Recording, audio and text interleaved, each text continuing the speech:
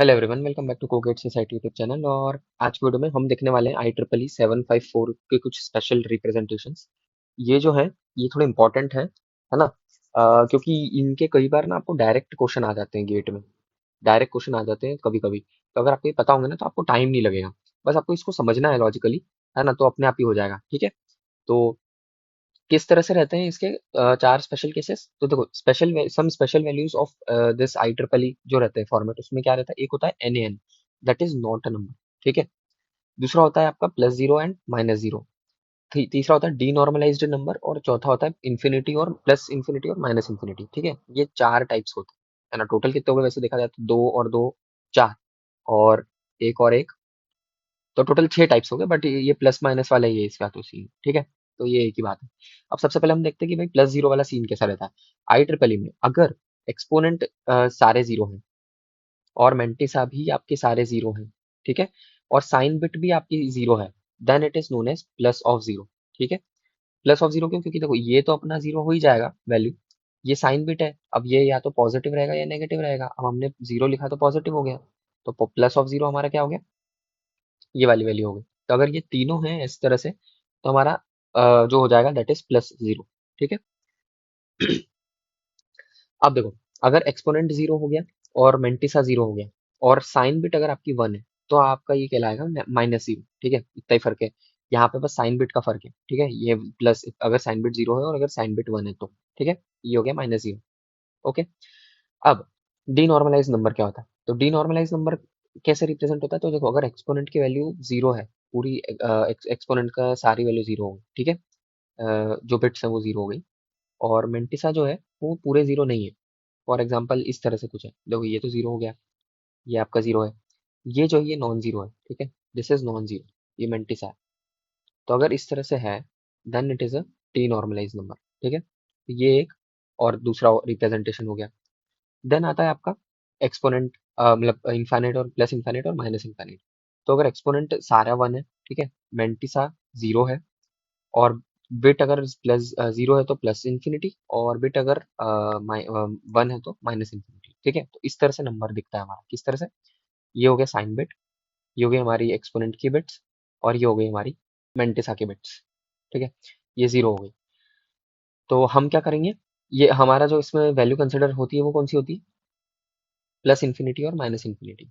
ठीक है। अब इसको कैलकुलेट कैसे करना है? कैलकुलेट करने की जरूरत नहीं है। क्या होता है ना कि जब आप इसे कन्वर्ट करोगे ना डेसिमल में, तो जैसे हम इसे कन्वर्ट करेंगे तो 1 पॉइंट फिर 23 जीरोस रहेंगे। ठीक है। ये हमारा मेंटिसा वाला पोर्शन हो गया।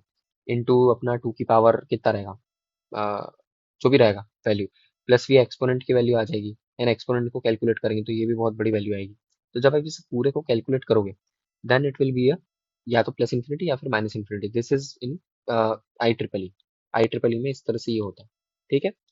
देन आता है नेक्स्ट हमारा case NaN, not a number वाला। तो NaN क्या बोलता है कि भाई एक्सपोनेंट सारा 1 है ना, मेंटिसा नॉन जीरो है, और साइन बिट अगर जीरो या 1 हो गई तो फिर नॉट नंबर वाली चीज हो जाती है। ठीक है। तो किस तरह से होती है? तो भाई देखो, जैसे एग्जांपल के लिए minus under root of -2, 0/0 undefined होता है, इन्फिनिटी बाय इन्फिनिटी, है ना, मतलब नॉट पॉसिबल है। अनडिफाइंड भी नहीं बोलेंगे इन्हें, ये नॉट पॉसिबल वाली चीज है। ठीक है। तो अगर इस तरह से होता है, देन इसे नॉट अ नंबर बोलते हैं, है ना। अब कुछ क्वेश्चन कैसे आते हैं, तो ये फॉर्मूला आप डायरेक्ट याद कर लेना। देखो, क्वेश्चन कैसे आते हैं कि largest difference between two successive terms. ठीक है। तो हम क्या करेंगे, सबसे पहले फर्स्ट लार्जेस्ट नंबर निकालेंगे और दूसरा सेकंड लार्जेस्ट नंबर निकालेंगे। ठीक है। और स्मॉलेस्ट नंबर में क्या होगा कि भाई फर्स्ट स्मॉलेस्ट नंबर निकालेंगे और सेकंड स्मॉलेस्ट नंबर निकालेंगे, तो हमें स्मॉलेस्ट डिफरेंस मिल जाएगा इनका। ठीक है। अब जैसे हम यहाँ पे बात करें हमारी largest value in IEEE representation, largest value क्या होती है? तो लार्जेस्ट वैल्यू के लिए हमारी साइन बिट जीरो कर देना है ना। एक्सपोनेंट हमारी इस तरह से आएगी, एक्सपोनेंट में हमारा लास्ट वाला जीरो रहेगा एंड बाकी सब जो रहेगा वो 1 रहेगा। ठीक है। और हमारे जो मेंटिसा के बिट्स है that should be all ones, है ना, सभी 1 होना चाहिए। अगर आप ये कर देते हो तो आपका लार्जेस्ट वैल्यू निकल आती है। ठीक है। तो ये आपकी लार्जेस्ट वैल्यू डायरेक्ट निकाल सकते हो इस तरह से। ठीक है। लार्जेस्ट में क्या याद रखना है? एक्सपो की राइट मोस्ट जो बिट है ना, राइट मोस्ट जो है उसे हम कर देते हैं जीरो, एंड ऑल आर 1। ठीक है। और मैक्स, अब हमें क्या निकालना है इसमें? Largest value. तो लार्जेस्ट में साइन बिट हमेशा क्या रहेगी? जीरो रहेगी। तो हमारा ये हो गया। तो हम जब इसको कैलकुलेट करेंगे तो this will be the largest value. ठीक है, ये आएगी। सेकंड लार्जेस्ट में क्या होगा? तो जो हमारी मेंटिसा की बिट है उसको एक जीरो कर दो, है ना, बस इसको हटा दो। जैसे ही आप इसको हटा दोगे तो आपको जो भी वैल्यू है वो निकल आएगी, है ना, इसकी फाइनल वैल्यू होगी कुछ इस तरह से, ये वाली। अब आप इसको माइनस कर दोगे तो आपका आंसर आ जाएगा। ठीक है। अब जैसे इसमें कुछ मैंने स्पेशल चीजें लिखी हुई है, ये याद रखने वाली चीजें पॉइंट्स हैं, अगर आप याद कर पाओ तो अच्छा है ना, बट लॉजिकली समझने तो मैंने आपको ये बता दिया किस तरह से करना है। ठीक है। लार्जेस्ट निकालना है, तो एक सेकंड लार्जेस्ट ले ले, मेंटिसा की लेफ्ट राइट मोस्ट को जीरो कर दो। ठीक है। और स्पेसिफिकली याद ये रखना है कि एक्सपोनेंट की जो राइट मोस्ट बिट है that will be zero for any largest value. ठीक है। तो ये हो गया, है ना। अब अगर हमें nth लार्जेस्ट नंबर निकालना है ट्रिपल में, तो उसका फॉर्मूला होता है ये वाला, है ना, ये डायरेक्ट निकल जाता है। ठीक है। और अगर nth स्मॉलेस्ट नेगेटिव नंबर निकालना है तो बस इसके आगे एक नेगेटिव का साइन आ जाता है, दैट्स इट। ठीक है।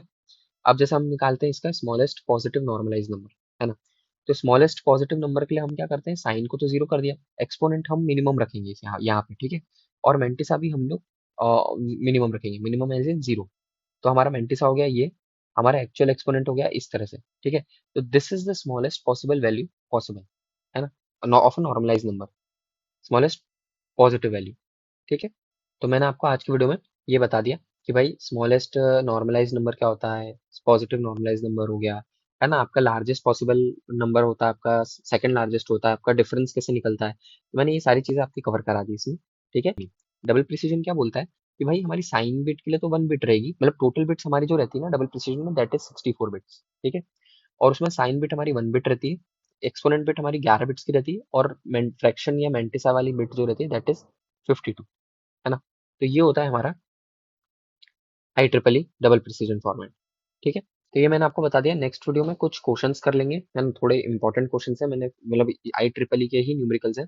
इसके न्यूमेरिकल्स में ज्यादा इसलिए करवा रहा हूँ क्योंकि ये टॉपिक ही थोड़ा कंफ्यूजिंग है। एक बार समझ में आ गया तो फिर समझ में आ गया और याद हो गया ना, तो फिर कुछ भी हो मतलब आराम से कर लोगे।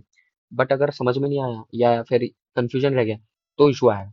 ठीक है। तो मैंने इसलिए आज की वीडियो में आपको ये चीजें कवर कराई, है ना, जो मैंने बताई है अभी टोटल। ठीक है। नेक्स्ट वीडियो में हम लोग उसके कुछ न्यूमेरिकल्स फिर से देखेंगे, और फिर उसके आगे हम लोग और भी कुछ हमारे नंबर सिस्टम के कन्वर्जन है वो हम देखेंगे। ठीक है। और जैसे ग्रे नंबर सिस्टम हो गया, ग्रे कोड से हमें नॉर्मल मतलब बाइनरी में करना है, या जो भी बहुत सारे और भी टाइप्स रहते हैं वो मैं आपको कवर करा दूंगा। ठीक है। तो आज की वीडियो के लिए इतना ही। अगर आपको वीडियो अच्छा लगे तो प्लीज़ इस वीडियो को लाइक एंड शेयर करें, चैनल को सब्सक्राइब जरूर करो, मुझे बताएं मैं कैसे इंप्रूव कर सकता हूँ। Thank you.